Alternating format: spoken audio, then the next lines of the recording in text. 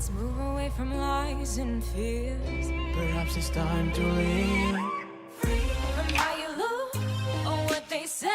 Like a lion runs wild through the wilderness. Free from showing off a living fate. Like the eagles flying high, dancing with the air. There's breath in your lungs to breathe. Say, God, take this mask away. You see, he won't let you stay. Living in hollow days.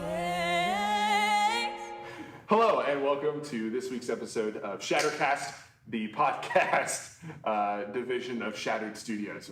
We've never called it a division before, but that's what it is now. We're just saying it live. It sounds cool, so it's happening. I always wanted to be part of the division ever since the game came out, so I'm happy with this. All right. Today I have with me my good friend Joel and my other friend Derek and this guy. Gabriel. Who's also my friend. We don't know why some days.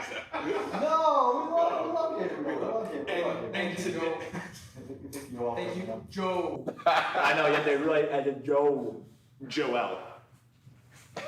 Joel. If you're French, it's Joel. Joel. I have no idea what's going on. Okay, well, I'm trying to read it, but also I like seeing where they go. So today we're going to be talking about themes. And the theme specifically that we're going to talk about is underdogs.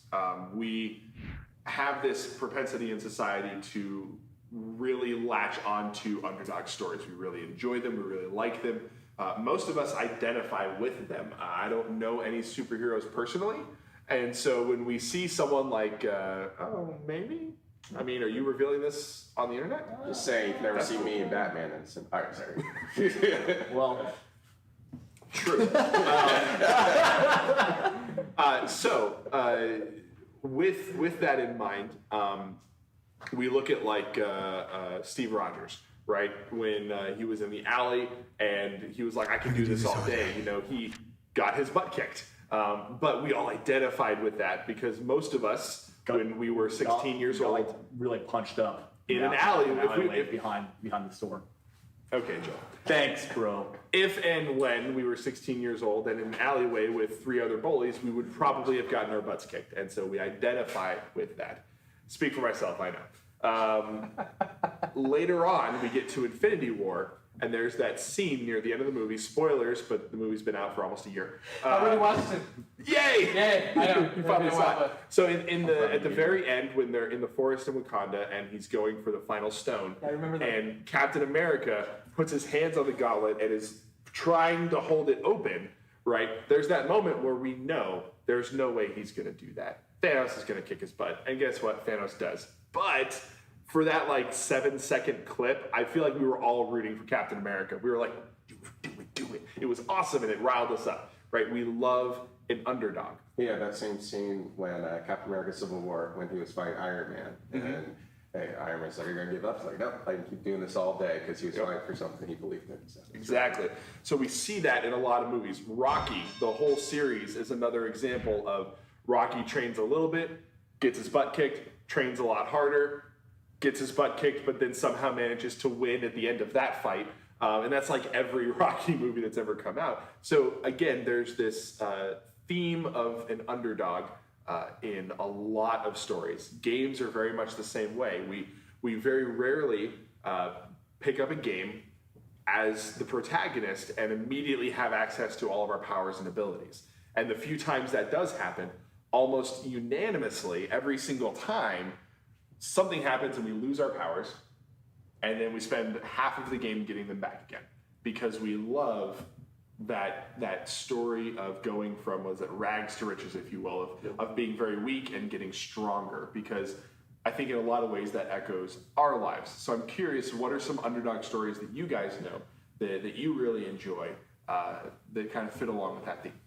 Why don't you start? Yeah, I'll start. I think that Link from The Legend of Zelda definitely fits into that role. I know, like, especially for like the older games I used to play, like Seasons and Times, and where like the game starts out like he's falling and he just kind of lands somewhere like a field and like he has nothing, he doesn't really know who he is, but he has like this great calling to kind of save the world, but he literally has a wooden sword that he eventually gets. And I think what's so cool about like these types of stories is not just how it like relates to our life, but from a storytelling perspective, it's very easy to see change and growth. I think that when we watch movies, like part of the things that keep us engaged or in games and whatnot, is when we see the story moving forward. If you've ever watched a movie where like it seems like no one's really growing or changing and whatnot, you'll probably get pretty bored. But when there's this constant like momentum building up, it actually not like only helps out with pacing, but it makes it you're more engaged because you're like, okay, where is this person going to grow into? Who is Luke going to be when he learns that he can master the Force? Who is, what we just, these are the questions that keep us engaged. And even with our own life, especially being young and whatnot, a lot of people ask like, what is my calling? What is my purpose? What like that? And they're always looking like, where am I going to grow to be? This is why I'm going to college. This is why I'm pursuing this path. And we do this throughout our whole lives because we have this hope and this story kind of ingrained in our minds about this constant growth, this constant change. Obviously, this will be off topic. There's lots I want to say, but I think it's so cool. Even when we look at like cells in our body, like they're constantly dying and growing and dying and growing and like they're just expanding. Especially as the human body grows, there's like this constant growing and dying. And it's just a very cool process that we can like reflect in our life too. That, like things that are not producing much good works in our life are dying away, and the things that are multiplying, expanding, growing us into who we need to be. So. Anyway, that's I like that.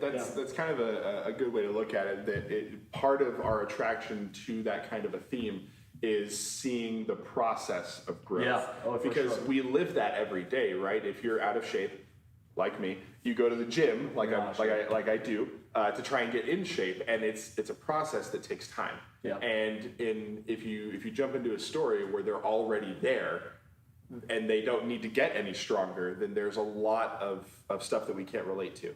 Yeah, so that's a really good point. What about you, That's Gabe? very interesting because now that you say like when you get into a story where nobody has to grow, it reminds me of One Punch Man. Have you seen the? Yeah, I've seen the whole show. Yeah, and actually, the second season is coming out this year, right? I'm really excited for it. Yeah, Same. One Punch Man. But it's kind of interesting because he has nowhere to go. Like he's, you see the story, like the origin story, and it's like, oh well, it's this guy, normal guy. He has no powers. He has nothing. He starts, exercising and doing like 100 push-ups, 100 sit-ups, and like running 2 miles. Was it 2 miles or like 2 10 miles. miles? Because it's like, anyway.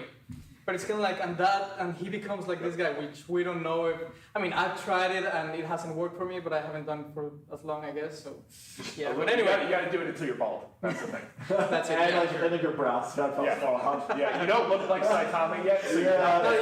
Man. You still got a little scrubby scruff, Yeah, a little bit, right? Anyway, so the story of this guy, right? He's still he's not accepted as the most powerful superhero, right? Yeah. But still he is, right? And he's working from the shadows if he wants, because he is a hero for fun. Yeah. Right? So it's kind of like this story, and it's like he's already as powerful as he can be, yet in the show we don't see him growing, we see everybody else growing. We see... And real quick, if you're not familiar with One Punch Man, basically the entire idea is he's this guy, it's an anime show, and he's this guy who can literally defeat anyone in one punch. And so there's very little like dramatic tension. It's almost as if in the entire show, the whole, like all of the tension is trying to find a way for him to not be able to get to the fight until the end of the episode. And then as soon as he gets there, it's just like one punch. And there was one scene that's my favorite, and then I'll let you finish. I'm sorry. Go ahead. No, don't worry. It's very interesting. It's but fun. At the same time, it's kind of like his struggle is that he's so powerful that he wants to have fun. Yeah. And it's like, since he finishes every fight with one punch, he's like, no! And he always is like, no! Yeah. It's interesting to see how he himself like goes through this depression of there's just no worthy opponent, right? And he has this thing where he'll do like 100 consecutive normal punches instead of one punch. And so he'll do like a bunch of little tiny punches to just toy with the bad guy. And like his dreams, that it's always his dreams where he actually has a fight, and then he wakes up and he's like, oh no, it wasn't true. Like I didn't really have a struggle there. I didn't have to go through a fight, but that's his struggle, and he's trying to go through it. But still, like he's still in the C ranking for heroes, something like that. So he's not really even with the superheroes, even though he is the most powerful one. But anyway, kind of like a story like that. And the other one that I was thinking about was the Lord of the Rings.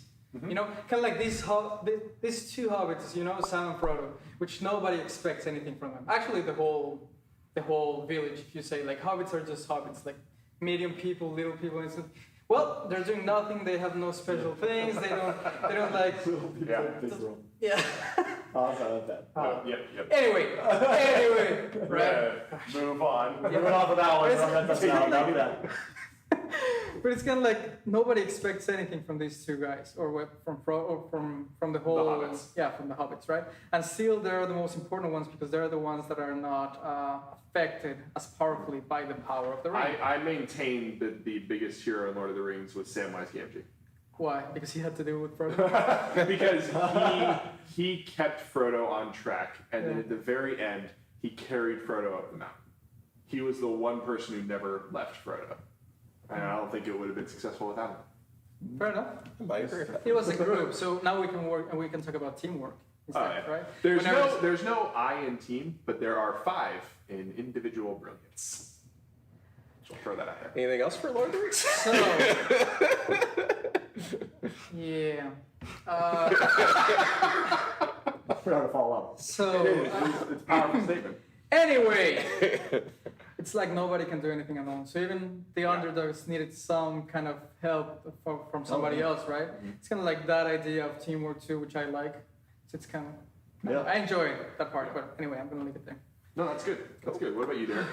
Piggyback real fast on Lord of the Rings. I think one of the reasons we like the underdog story because it reminds us that good can still come out of desperate situations. I love when they're in the Mines of Moria and Gandalf is lost, and so they're all kind of waiting around. And Frodo's like, I wish this ring could never even come to me. And Gandalf is like, I think there's a reason it came to you. I'm paraphrasing. Like, there's a lot of evil around us, but there's also good in this world. And the ring was meant to find you. And it's just this idea when we see an underdog story, it reminds us that even in the world that we live in, there's still good out there. And good can still overcome evil. And one of my favorite movies of all times, and going back in the day here, is The Goonies. Wonderful, amazing movie about this group of kids, teenagers who like are fighting each other at each other's throat, but they have to come together, solve this mystery to help each other to stop this bad group from doing bad stuff. And this group of kids shouldn't be able to do this, but when they work together, when there's that teamwork, we see that they're able to overcome just huge challenges. And they're able to use their different gifts. Some are more athletic, some are smarter, and they all use their gifts to help each other out. I think that's one of the great things about underdog stories. It's just that sense of suspense, drama that it has. Like, how are they going to beat this? Are they going to? And again, just the ways that they overcome. They don't always have to be the strongest character. They don't always have to be the most powerful. But when they're fighting for a good cause, we root for them. So I think that's one of the reasons that we like those types of stories. That's a really good point, and I like you mentioning The Goonies. I have a lot of very fond memories of that movie, and some not so fond ones. My brother used to lock me out of the car in the rain and wouldn't open the door unless I did the truffle shuffle when I was a kid. And so I'm a little triggered by that movie. We're gonna work through that, John. Can we do an on-camera therapy session later? I think that we should start now. Yeah. No. So I think it's good that you brought up The Goonies because I was very late to jump on the Stranger Things bandwagon, but I jumped on it and I fell in love with it. And it stars a bunch of kids doing things kids like shouldn't be able to do. Not even just talking about like the things that 11 can do. And I don't want to spoil really anything. If you haven't seen it, it's been out for a while now, so you should see it. It's very good. But even not dealing with like the abilities that 11 has, but the other kids, very much underdogs. Like if anything went wrong, they could die horrible deaths, right? But they keep managing to scrap together and save the day.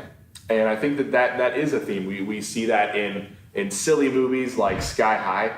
If you guys saw that Kurt Russell movie from like 15 years ago about a high school of people with superpowers. I try to forget sometimes. Sometimes we do. Okay, I like that movie. I mean, it's not like a super movie.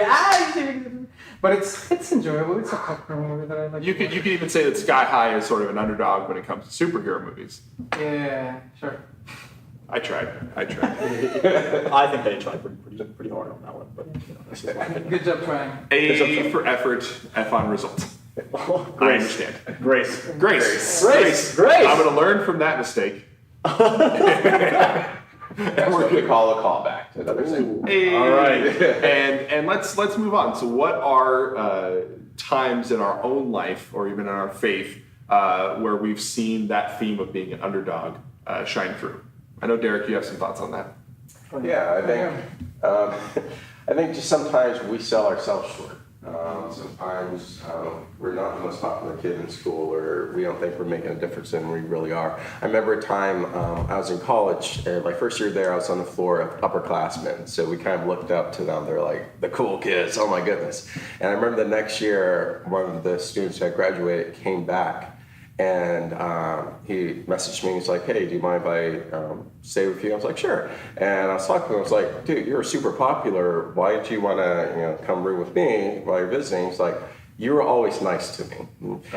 And it was that moment that I realized, I'm just Derek. I try to be nice to people. I try to do what I can, but sometimes I don't always think I'm the greatest person, and for that upperclassman to say, you did something that impacted my life, was really cool for me to hear.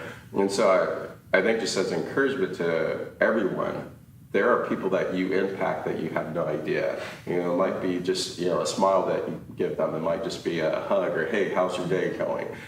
You don't know how, smiling at the cash register, lady or guy who's there might change their day. You don't know what it means when you sit next to someone at lunch who, is sitting by themselves. You don't know when you, ask someone at work, "Hey, how's your week been? How's your family been?" I think sometimes we feel like we're an underdog because we don't think we have all this power or great things that we can do. And sometimes it's that simple act of love that really makes a big difference. That's good. You're always influencing someone. Yeah. With everything you do. Yeah. It's a great point.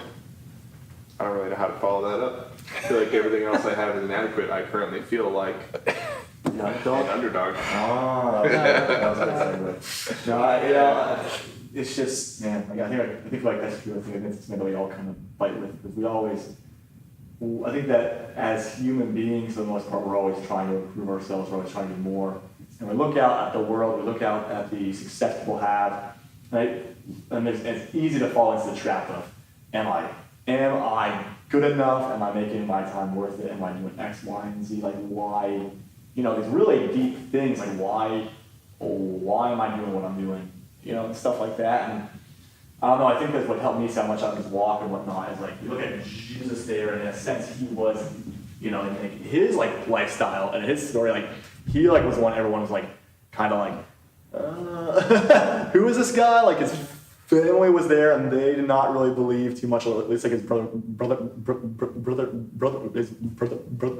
didn't really believe who he was, and you got the Pharisees there who pretty much, according to the word, at least in their time, kind of had it all. They had the high seat, they had the nice temple, they had all the pretty clothes, and then you see Jesus there, and he's kind of laid back and casual, and the whole world was kind of this guy's awesome, but he's also out there. He's kind of off by his lonesome. So I don't know. I guess it's one I guess it shows that even the Lord knows what that feels like, and especially being on the cross when he's in that very vulnerable place, and from his mom and his friends hanging up there. It's I imagine that they also felt what's going to happen now? Whoa, this is not what we thought would happen. Well, I think that's something that we easily forget is for the apostles, for the disciples of Jesus, when he died, everything that they thought fell apart. They didn't know that Sunday was coming. They didn't know he was going to be back in like 2.5 days. Well, he had told them, but they didn't believe it. But they did. Yeah, When when you read through it, Yeah, you yeah. know they didn't buy it. Yeah. They were convinced everything was just gone at this point. When Jesus came, they were expecting a general that was going to overthrow Rome. Yeah. The king, yeah. Exactly. They were not expecting that. He's like, Jesus was like, I'm not going to build a kingdom. I'm going to build a kingdom. You know, they're like, where's my sword? Right? He's like, right? I'm not going to overthrow Caesar. I'm going to overthrow Caesar. And they're like, so bring the sword. No, bring the sword. But it's here though. That's where it lives. And so there's this big misunderstanding that they had of really what Jesus was there to do. And hindsight is 20/20. A lot of it makes so much sense now of why he came. He came to serve man. He came to die for us, to save us, not to overthrow the governments of this world, but to give us hope in eternity. And That makes me think, because when you say about the underdog, why should we talk about an underdog? It means about the expectations of the people. The expectations of the people draw a line. And since there are some people that are under that line, they're the underdog, right? Because that person, we don't expect much of him. We don't expect much of Jesus because he said that he was going to be a king. But look at that, it's this carpenter from Galilee, like, yeah, right? Things like that, or Captain America, because it's like, this little kid, how can he be a soldier? Or even all the stories that we've said, it's because people draw a line with their expectations. So it's kind of like, since they're not fulfilling the expectations that we as humans have, then they're underdogs, right? They have a chance to go through it and prove us wrong, right? But why are those lines existing in the first place? That's a really good point. I know I may be alone at this table as someone who, even though I'm really nerdy, I do enjoy sports. And I enjoy sports. Okay, cool. I'm not alone. So we're not surprised. Not alone. Not anymore. Not fancy. So we aren't surprised when the Patriots make it to the Super Bowl. They disappointed. Okay. Disappointment notwithstanding, we are not surprised when the Patriots do well. We, unfortunately, as I say this as a lifelong Cowboys fan, we are surprised when the Cowboys do well, because for the last 18 years they haven't. It's been rough going. Underdog. Very much so. I mean, there are worse teams in the league, but when the Cowboys have a fairly decent season like they did this year, it's a surprise, and it's a welcome one. A surprise. Prequel memes.